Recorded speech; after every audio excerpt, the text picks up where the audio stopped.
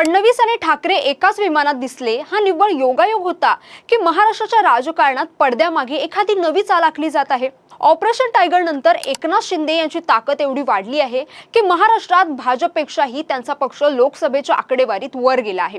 मग ही परिस्थिती भाजपासाठी कितपत सोयीची आहे?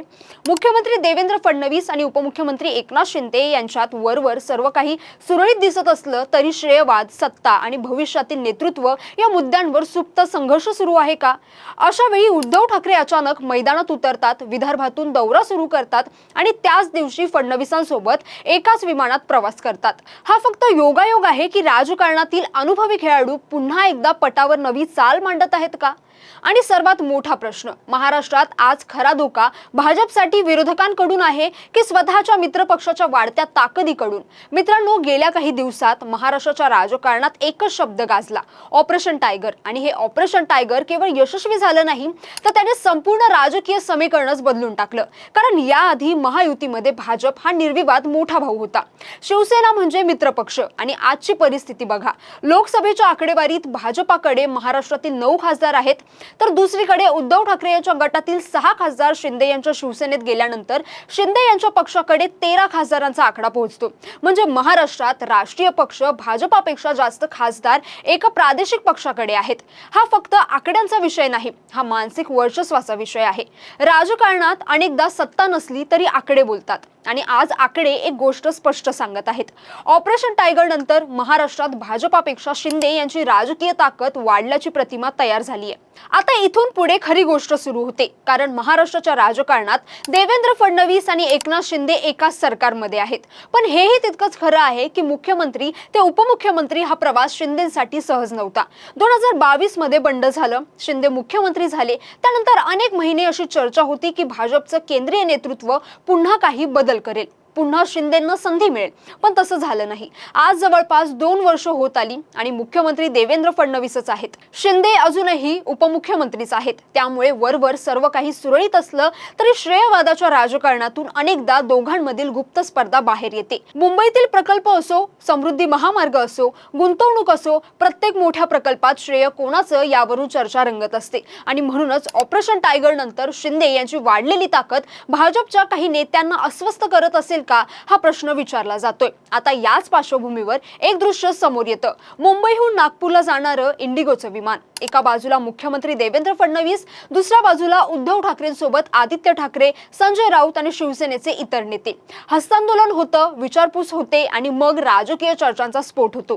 कारण उद्धव ठाकरे विमानात एकटे नव्हते, त्यांच्यासोबत पक्षाची संपूर्ण फळी होती। त्यामुळे ही भेट फक्त विमानातील सीट नंबरचा योगायोग म्हणून दुर्लक्षित करणं कठीण आहे, विशेषतः अशा काळात जेव्हा ऑपरेशन टायगरमुळे उद्धव ठाकरे यांचा पक्ष हादरलेला आहे। पण इथे एक गोष्ट लक्षात घ्या, उद्धव ठाकरे आज बॅकफूटवर दिसत असले तरी त्यांचा जनाधार संपलेला नाहीये। लोकप्रतिनिधी जात आहेत, खासदार जात आहेत, पण कार्यकर्ते अजूनही मोठ्या प्रमाणावर ठाकरेंसोबत उभे आहेत। याचं सर्वात मोठं उदाहरण म्हणजे मुंबई मराठी मतदार आणि महानगरपालिकेचं राजकारण। मुंबईतला मराठी मतदार अजूनही मोठ्या प्रमाणावर उद्धव ठाकरे यांच्याकडे झुकलेला दिसतो। विधानसभेच्या निवडणुकीतही अनेक मराठी बहुल भागात शिंदे सेना आणि मनसे वेगळी असतानाही मतदारांची पसंत ठाकरेंना मिळाली। म्हणूनच ऑपरेशन टायगर नंतर पक्ष हादरला असला तरी उद्धव ठाकरे संपलेले आहेत असं म्हणणं धाडसाचं ठरेल।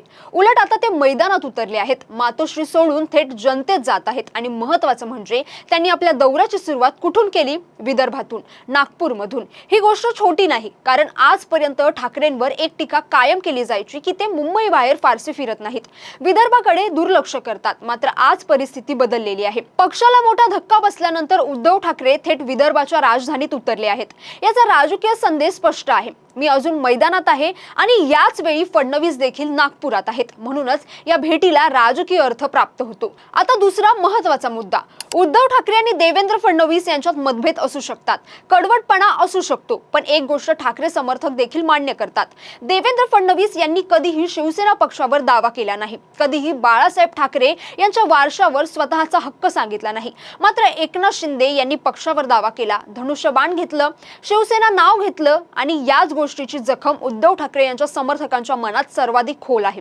म्हणूनच राजकीय वर्तुळात एक वाक्य वारंवार ऐकायला मिळतं, एक वेळ उद्धव ठाकरे देवेंद्र फडणवीसांना माफ करतील पण एकनाथ शिंदेंना नाही। हे वास्तव आहे की भावना हा वेगळा विषय, पण ही चर्चा आज राजकारणात सुरू आहे।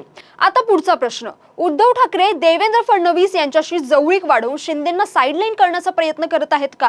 हा प्रश्न अनेकांना अतिशयोक्ती वाटेल, पण राजकारणात अशक्य असं काही नसतं।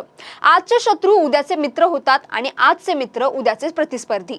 महाराष्ट्राने हे अनेकदा पाहिलं आहे। काँग्रेस राष्ट्रवादीचं उदाहरण पाहिलं, भाजप शिवसेना पाहिली, महाविकास आघाडी पाहिली आणि म्हणूनच भविष्यात काहीही होऊ शकतं।